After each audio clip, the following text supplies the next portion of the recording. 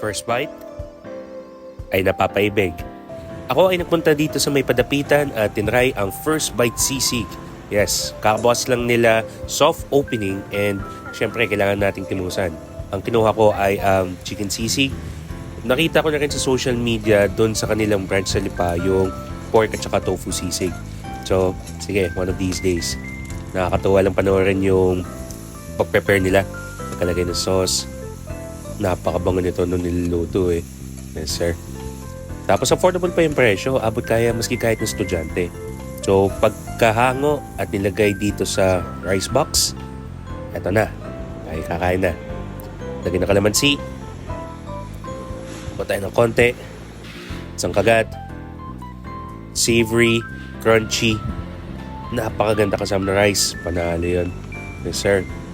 Ang ganda yung timpla nila eh. Sobrang nakakatawa. At kung hindi ka naman din mahilig sa manghang, so tama lang yung nilagay nila ng green peppers.